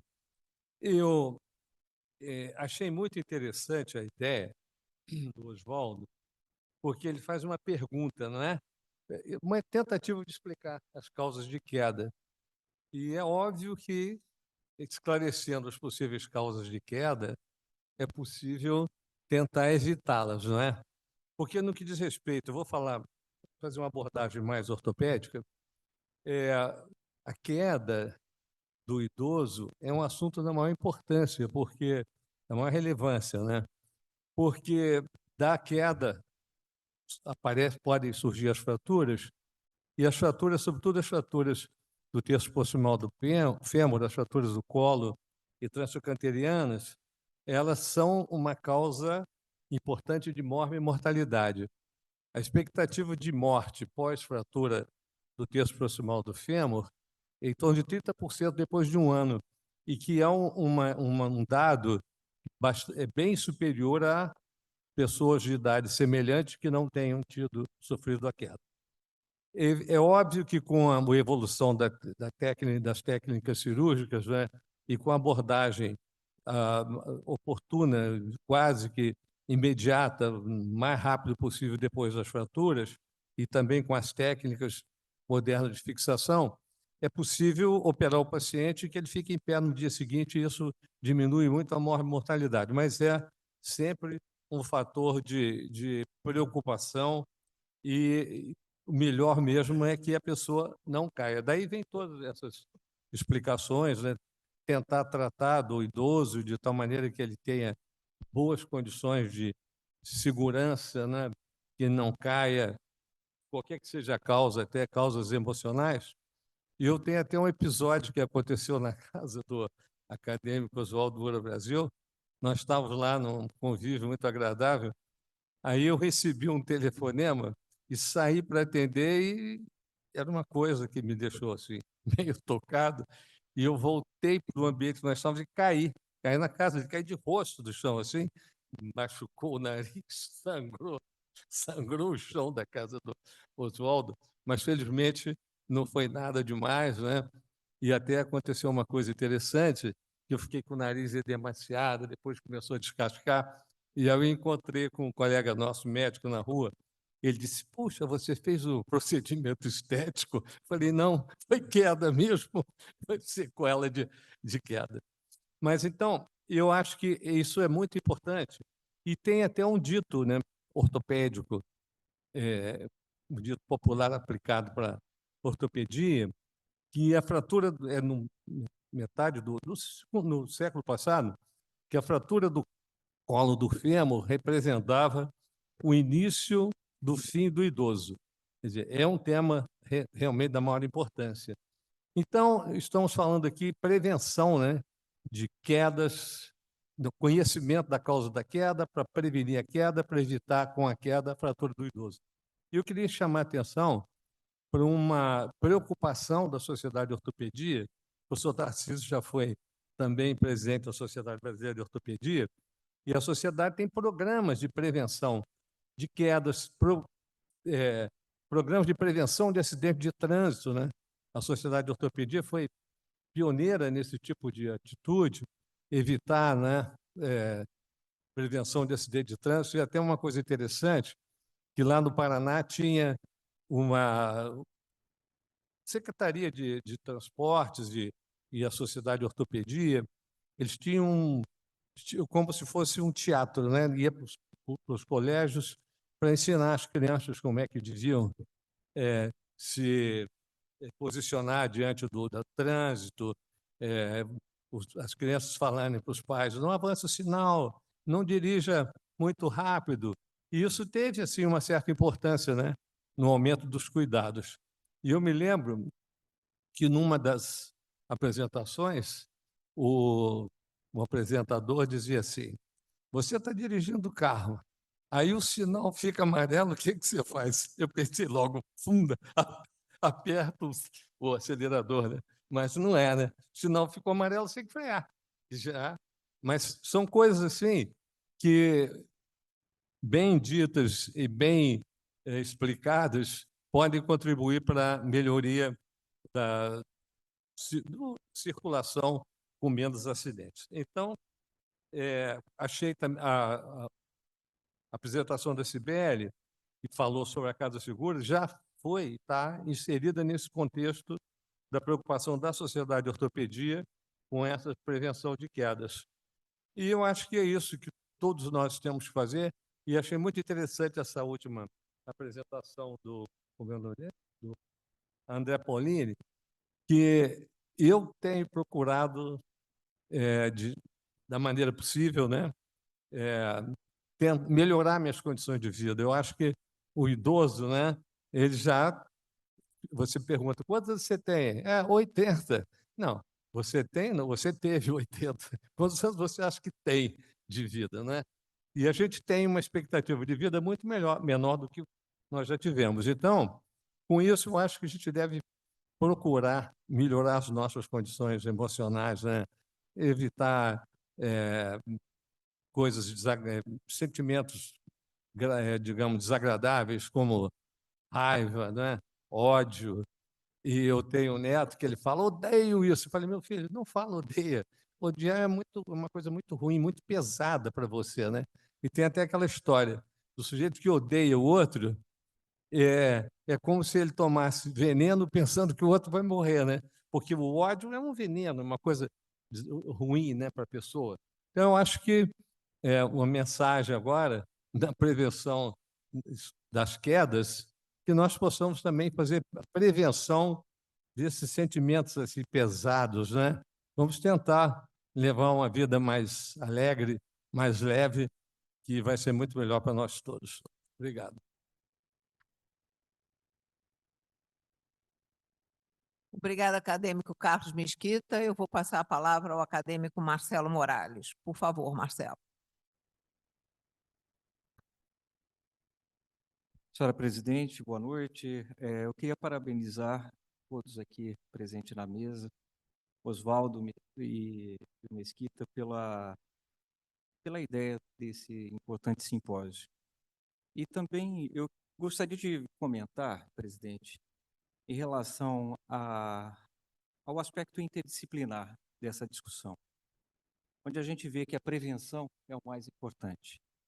E aí a gente viu isso nas falas do Tarcísio, do Oswaldo, do Carlos Telles, do André e também da Cibele. E é extremamente importante e oportuno a gente trabalhar com a prevenção. A gente vê que terapia física, a reabilitação personalizada, a terapia ocupacional, ela está inserida também. A intervenção com... Eu vi até alguns aspectos de treinamento de idosos, dos aspectos com realidade virtual. E isso me lançou uma atenção sobre a prevenção. E, nesse aspecto, eu acho que eu estou inserido muito nos processos legislativos, eu acho que a minha contribuição pode vir a partir disso. Eu fiz um levantamento, presidente, sobre o que existe e o que trata da Política Nacional do Idoso, inclusive a reabilitação e a saúde, principalmente. Existe uma portaria do Ministério da Saúde que ele trata, sim, da saúde integral do idoso, mas não trata muito especificamente da prevenção. Olhando para as leis existentes, a gente tem a Lei 8.842, de 4 de janeiro de 94, que ela trata da Política Nacional do Idoso, que traz diretrizes e direitos sociais do idoso, a sua participação na sociedade e aspectos importantes também do idoso. A Lei 10.741, de 2003, ela trata do Estatuto do Idoso, e ela traz direitos do idoso, ela trata disso, e trata do direito do idoso à saúde, e essa atenção no SUS. Mas é muito genérico e trata desse aspecto mais geral. E levantei os projetos de lei, que não são leis, que existem no Congresso Nacional. A gente tem o projeto de lei 4364, do senador Rogério Carvalho, que trata da Política Nacional de Enfrentamento à Doença de Alzheimer e Demência. Outro projeto, que é o 4392, de 21, da senadora Rose Freitas, que trata do Programa Nacional de Assistência à Mobilidade Urbana do Idoso. E o projeto 4974, de 2023, do senador Eduardo Gomes, da Política Nacional de Promoção à Atividade Física da Pessoa Idosa. E aí eu me perguntei, aonde que está um programa nacional instituído como regra nacional, que institui a Política Nacional de Saúde Integral do Idoso, em que foque na prevenção, diagnóstico, tratamento, reabilitação de doenças crônicas, lesões na coluna, saúde mental, tudo isso que a gente discutiu aqui. Que cria essas referências, né? Por exemplo, centros de referência no país, em que a gente tenha não só a atenção específica para o idoso, mas também a capacitação profissional de médicos, de terapia ocupacional, de enfermeiros, e várias áreas correlatas que tratam do idoso.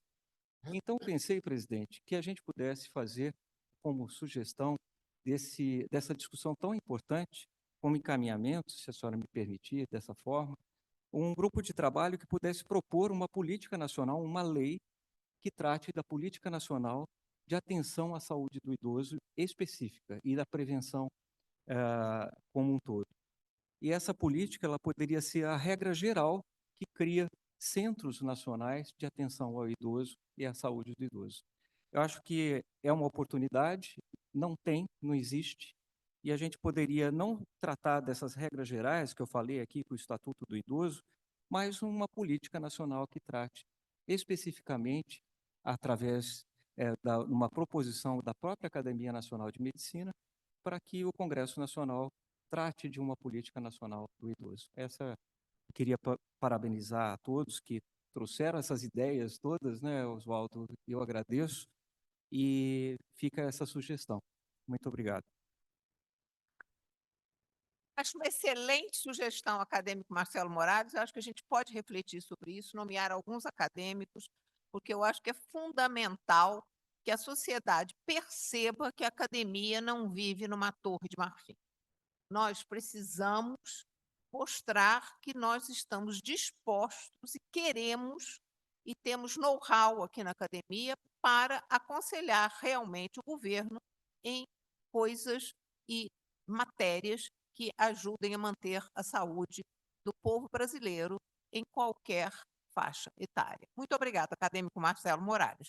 Eu passo agora a palavra ao acadêmico Carlos Giesta. Por favor.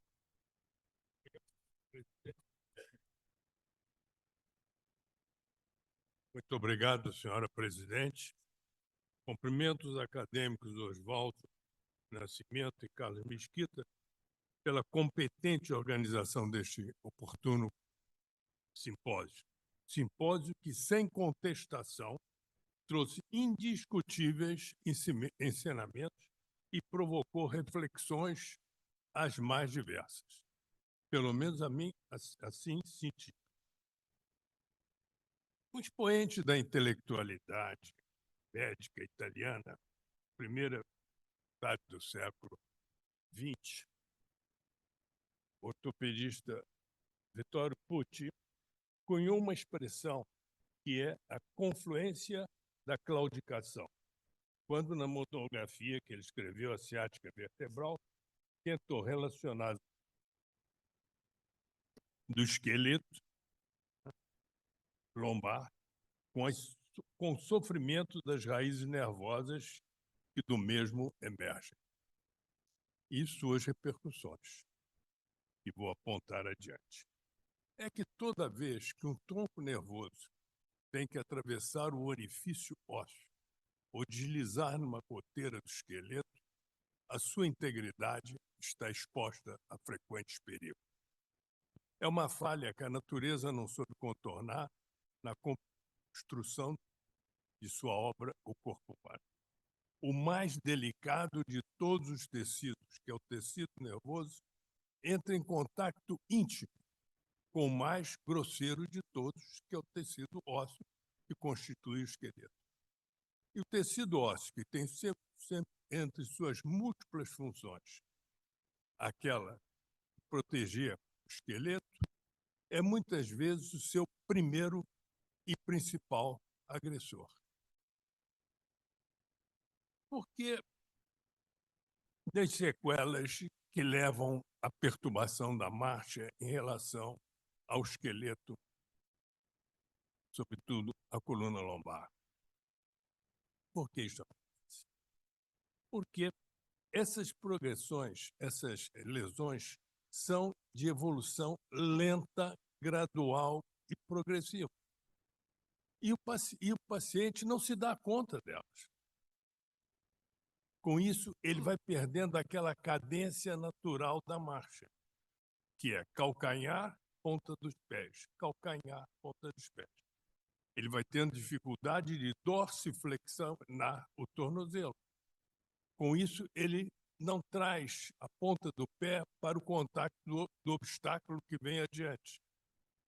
E por mais baixo que seja esse desnível, é o suficiente para que ele tropece e caia, produzindo os mais diversos tipos de fratura, sendo uma das mais comuns a fratura do colo do fieltro.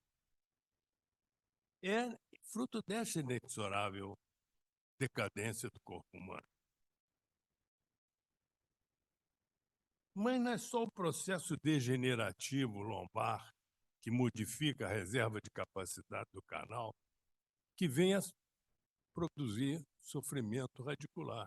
Outras condições também foram muito bem apontadas aqui, né? De uma maneira muito correta, como as radiculopatias inflamatórias, as miopatias primárias que levam à sarcopenia, tá? E outras mais. O simpósio diz que é no idoso. Eu não gosto dessa determinação idoso. Não me considero um idoso, eu me considero um seminovo. E acho que todos nós assim somos. Em boas condições, claro. Não? Mas assim nós devemos considerar. Nada de seminovo, terceira idade, nada disso. Por quê? É. Ah, sim, isso é da maior importância, né? Agora, foi apresentado problemas aqui, foram apresentados problemas aqui, não é? E quando se apresenta um problema, tem que apresentar uma solução, né? E acho que as soluções são três. A primeira delas é, quando possível, corrigir ou, pelo menos, controlar a causa. E isso foi comentado aqui, o diabetes, a lesão tal. O segundo é que, quando nós temos um adversário e não podemos vencê-lo, a solução é se juntar a eles. Então, nós temos que nos adaptar ao inevitável. Adaptar ao inevitável como? Prestando atenção no passo. E é aquela história do cuidado com o passo, que o americano chama de watch your step, né? E, quando necessário, o uso de uma bengala, por que não? Ou de uma outra pessoa com bengala. São medidas que evitam. Você está cedendo ao desafio e convivendo com ele. E, finalmente, adotar medidas preventivas. Foram apontadas aqui. Entre as medidas preventivas, o exercício, que melhora as condições musculares, não tem a condição muscular, não tem a menor dúvida disso, não é? E deve ser feito com uma regularidade, não é assim, faz 3 dias, depois passa uma semana sem fazer, tem que ter uma certa sequência, uma certa regularidade que deve ser determinada para cada indivíduo. Tá? Para cada indivíduo. Mas o exercício é e tomar certos cuidados, como foi apontado aqui em relação à casa segura. Evitar que tenha desníveis diferentes, sempre que possível substituir o degrau pela rampa, nos corredores retirar imóveis de todo tipo, não pode ter, tá? Móveis, perdão, não imóveis, móveis de todo tipo, o máximo quadros na parede, se tanto. A iluminação correta, porque isso é muito comum, não é? A pessoa de idade, por mais recursos que ela tem, ela pensa que vai... É muito comum, né, que aconteça. Pensa que vai empobrecer. Então, ele tinha no corredor lâmpadas de 100 volts, 3, ele tira 2 e substitui a restante por uma de 40. Ele não vai ver direito. Moura Brasil apontou aqui o problema da visão. O caminho entre o leito e o toalete tem que ser iluminado. Ou tem aquelas luzes que põe-se para criança, ou faz luz de presença, né, que ilumina com a chegada da pessoa. Enfim, há vários recursos, eu não vou entrar em detalhes aqui sobre eles.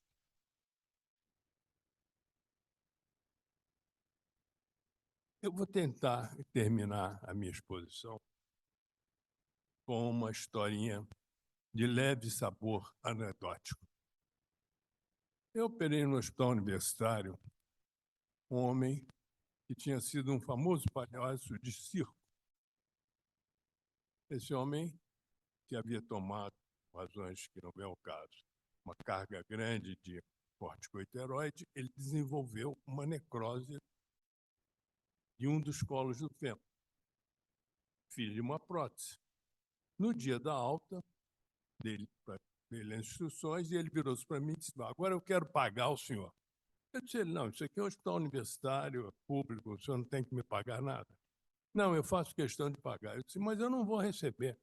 Ele disse: não, mas eu não vou pagar com dinheiro, porque dinheiro eu não tenho, mas vou lhe ensinar a cair. E entre as recomendações que ele me deu, foi a seguinte: se o senhor tropeçar, não tente deter o avanço, saia engatinhando. É isso que nós fazemos com o palhaço. A gente cai e sai engatinhando. Pode arranhar a mão, machucar um pouquinho, mas não vai quebrar nada demais. Porque o senhor, aí me disse isso, o senhor elimina a energia, a alta energia provocada pela perda do balanço do corpo. Eram essas as considerações que eu queria fazer. Muito obrigado.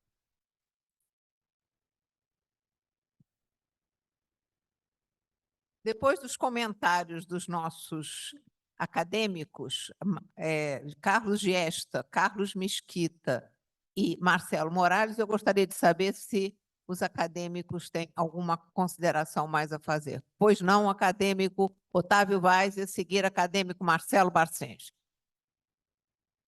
Presidente Eliete Busquelar, componentes da mesa, organizadores do curso. Isso foi um dia extremamente lucrativo, excepcional pelas apresentações. Porém, faltou uma coisa muito importante, talvez a mais importante de todas na atualidade, que o Oswaldo me deu essa cola. Aliás, essa cola o Mesquita deu. É o uso do celular. Hoje em dia é extremamente comum a pessoa estar andando na rua, descendo escada, subindo escada, falando no celular. Ela bate no poste, cai no bueiro. As nossas crianças passam o tempo inteiro usando o celular. Então, eu acho que a grande causa de queda, afora tudo que foi dito aqui, é o uso indiscriminado do telefone celular. Muito obrigado. Muito bem lembrado, acadêmico Otávio Vaz. Perfeito. Acadêmico Marcelo Barcinski, por favor. Muito obrigado. Eu queria chamar a atenção para um aspecto que, de certa forma, me preocupa, que não foi aqui discutido, o aspecto cultural do cuidado para o idoso. Quer dizer, um idoso feliz no nosso país é aquele que tem o apoio da família, que pode ter uma casa segura, tem filhos e netos que cuidam dele. E isso é absolutamente circunstancial. Eu conheço nos Estados Unidos como é a situação. É completamente diferente. Quer dizer, lá o idoso é normalmente encaminhado para uma instituição, para uma casa de idosos, que obviamente tem vantagens também, né? Ele socializa muito mais, a casa ou a instalação é segura. Enfim, eu não sei o quanto, Marcelo Morales, nós estamos preparados para fazermos uma política nacional de apoio ao idoso. Nós não conhecemos a história natural enfim, da doença ou da saúde do nosso idoso, né? Enfim, essa preocupação é que eu gostaria de trazer. Quer dizer, há várias soluções e que são diferentes. Obviamente, a nossa política seria a política adaptada ao idoso brasileiro, né? Mas aí ela se torna inteiramente circunstancial. Quer dizer, você não pode fazer uma política baseada no fato de que haverá uma família que irá dar apoio àquele idoso. Se não é a família, se é o Estado, e para fazer política, enfim, o Estado tem que intervir, o que fazer com o nosso idoso? Eu sei que a proposta aqui no Brasil de levar um idoso para uma casa de idosos, em geral, é mal vista por ele, é mal vista, a família é considerada uma família que negligencia o seu idoso. Enfim, eu acho que isso é uma situação a ser discutida, a ser pensada, né? E a ser trabalhada pela própria, talvez aqui dentro da academia, um grupo de trabalho, mas não ainda a ponto de se poder propor uma política nacional. Essa é a minha percepção. Eu gostaria de externalizá-la, porque, enfim, eu acho que isso deve ser pensado, né? Muito obrigado. Muito obrigado. O acadêmico Oswaldo Nascimento, a seguir acadêmico Marcelo Morales. Na realidade, o acadêmico Marcelo Martins chamou atenção para um problema importantíssimo, né? Como o modus faciendi. E eu devo dizer que me inspirou para essa proposta o fato de que nas praças aqui no Rio de Janeiro vê-se muito idoso agora fazendo ginásticas e programas da prefeitura, mas muito relacionados aos postos de saúde, de tal sorte que eles fazem atividade física, de sociabilização. Isso é muito interessante, que eu venho acompanhando isso. Eu quase que sou um observador desse processo. E é como se tem um ganho, inclusive nas questões posturais, o exercício de equilíbrio, manutenção de equilíbrio. Então, é um programa interessante e eu acho que seria importante que nós, um exemplo como esse, pudéssemos ampliá-lo a nível nacional. Uma proposta da academia chamando atenção para esse fato, já que nós temos consistência em alguns pontos muito... A coisa é focal, nós precisamos torná-la mais geral. Essa é a observação que eu queria fazer. Acadêmico Marcelo, muito bem colocado, mas eu gostaria só de expressar que a intenção da proposta é de uma política nacional de atenção especializada à saúde do idoso. Então, a ideia, discutindo isso, eu acho que ela tem que ser elaborada através de uma discussão, como você mesmo propôs, a ideia é dar uma saúde integral do idoso, onde a gente teria, como o Oswaldo acabou de falar, a socialização, fisioterapia, psicologia, terapia ocupacional, que prevenisse do que nós discutimos aqui. Se a gente tivesse uma atenção específica, eu não estou falando de quem tem plano de saúde, eu estou falando daquele idoso que precisa de atenção e que pudesse ter uma atenção especializada, isso que eu estou pensando, né? Uma atenção especializada para que ele pudesse ter fisioterapia, treinamento psicológico, todas as questões preventivas que nós discutimos aqui, que o idoso que não tem a atenção, plano de saúde, não tem recursos, que ele possa ser atendido no SUS. É mais nesse sentido, e não intervir com o idoso na sua especificidade com a família, mas dar a segurança de que ele tenha a possibilidade de ter atenção especializada. Mais alguém gostaria de falar? Pois não, claro.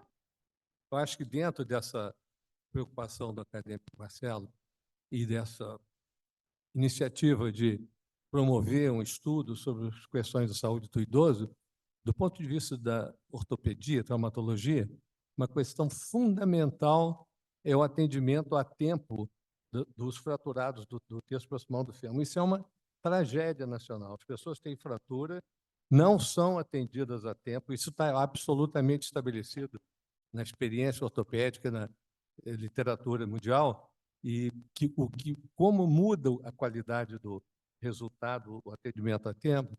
Então, de modo que eu acho que isso devia ser um assunto também a ser discutido, que o governo se preocupasse em promover esse tipo de atendimento satisfatório para os fraturados.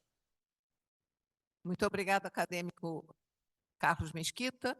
E eu gostaria de colocar que na UERJ, e os uergianos aqui presentes sabem disso, nós temos um programa chamado UNAT, que é a Universidade Aberta da Terceira Idade, e que tem mais de 3.000 pessoas de todas as classes sociais, basicamente pessoas de baixa renda, mas tem pessoas que não são necessariamente de baixa renda, e que o programa é um sucesso por causa da sociabilização, e que eu acho que vale a pena a gente efetivamente conversar com alguma das pessoas que coordenam este programa, como o professor Renato Veras, o professor Roberto Lourenço e etc. Acho que o nosso reitor, Rui Garcia Marques, conhece isso muito bem. Então, acho que vale a pena a gente abrir e continuar discutindo esse assunto, porque eu acho que ele é da maior seriedade. Agora, eu queria terminar dizendo que cada vez que nós viemos à academia, nós temos assim uma imersão num tema importante e que realmente muito bem apresentado. Mais uma vez, eu quero dizer que vale muito a pena entrar para a Academia Nacional de Medicina, e é realmente uma coisa que cada vez que eu venho aqui, eu me sinto melhor e acho que é realmente uma casa que é aberta e discute as coisas com a maior seriedade, com especialistas da melhor qualidade e dispostos a trabalhar para que a gente possa avançar na saúde num senso mais amplo. Muito obrigado a todos, aos nossos convidados, à nossa bancada acadêmica, aos nossos apresentadores e comentaristas, e eu declaro encerrada a sessão. Boa noite.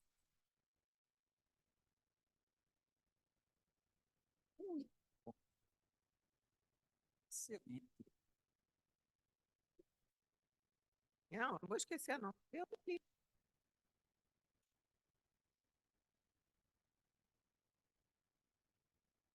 Obrigada a você. O que é isso?